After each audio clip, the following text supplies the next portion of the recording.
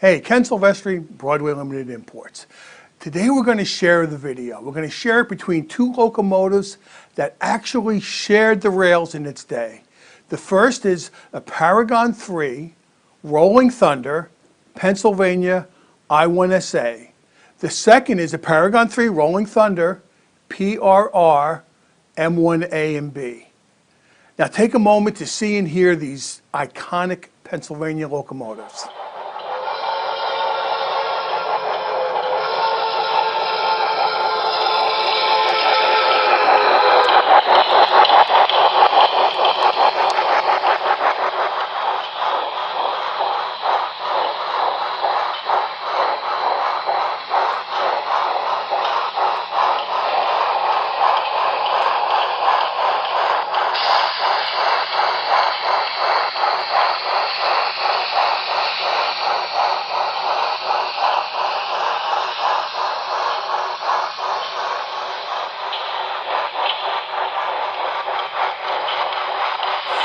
Featured behind the Pennsy I1sa and the M1 consist are the H32 covered hoppers. These beauties are in stock, ready for duty, and make the perfect complement to this Pennsy consist.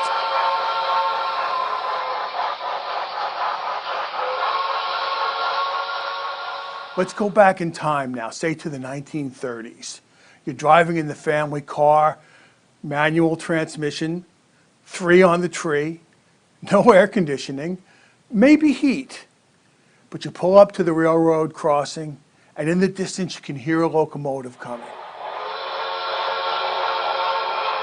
As the sounds get closer, you look up, and there's the locomotives. It's a double-headed Pennsylvania consist, and that consist has an M1a and an I1sa. Now that's the magic and beauty of model railroading.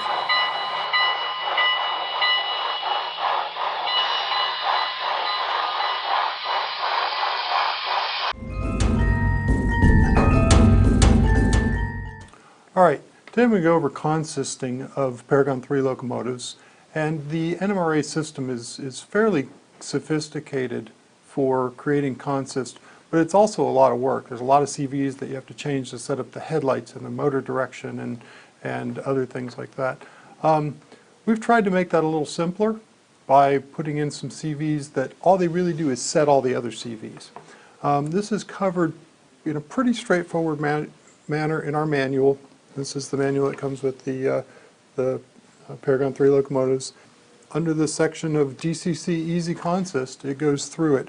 And essentially what you'll do is you'll set CV230, and you'll set it to 1 for the front engine, 2 for the middle engine, and if you have more than one middle engine, they'll all be set to 2, and you'll set it to 3 for the rear engine. All the locomotives need to have their own address to start with. And in these particular locomotives, I've used the address that's the road number that's written on the side of the locomotive.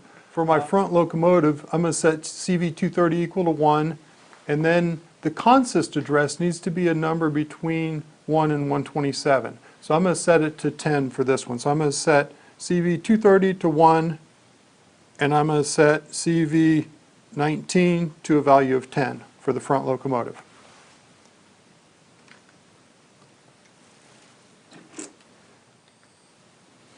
I'm doing a 2 locomotive consist, so I'll take the second locomotive, which is the rear locomotive. I'm going to set CV230 equal to 3, which is the rear locomotive.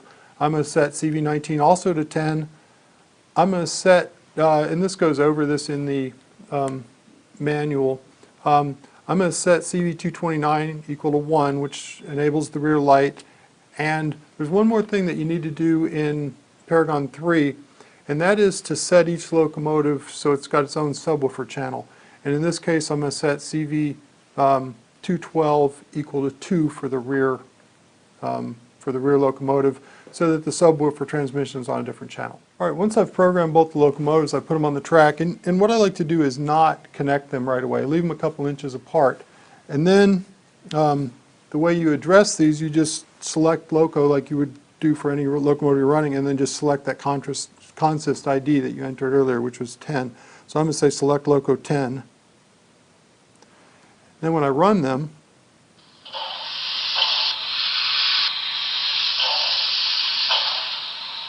both locomotives move in the same direction. And another thing that happens when you set all those is that the whistle and the radio chatter sounds from the second locomotive and any of the middle locomotives are all disabled. So the whistle and bell only come out of the lead locomotive.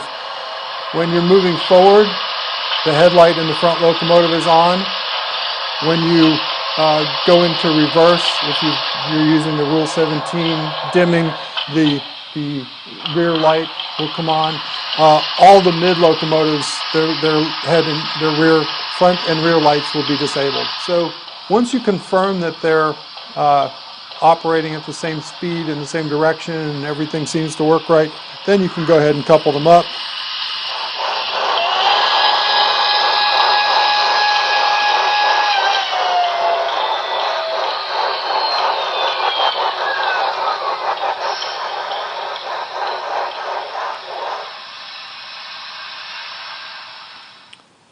And one of the cool things that the Paragon 3 system does is that when you're moving forward, the front locomotive goes about one speed step faster, just slightly faster than the rest.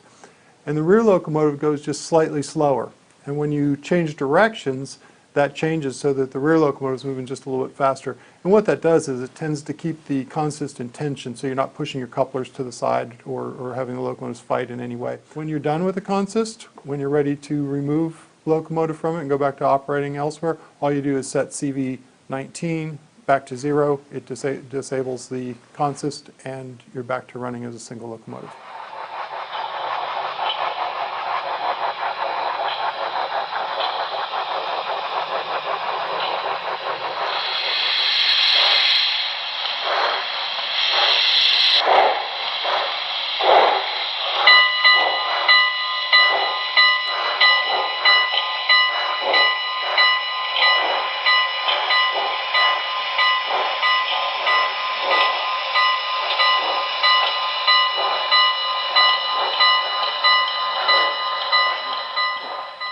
Ken Cronkite, BLI News Network. We have confirmed reports that the Broadway Limited Imports operating water tower has been spotted in train stores nationwide.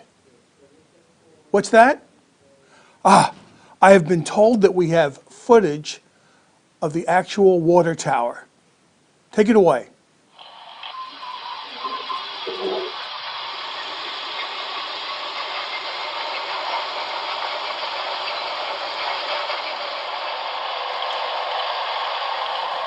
The operating water towers are in stock and are confirmed to be fun and a great addition to the layout.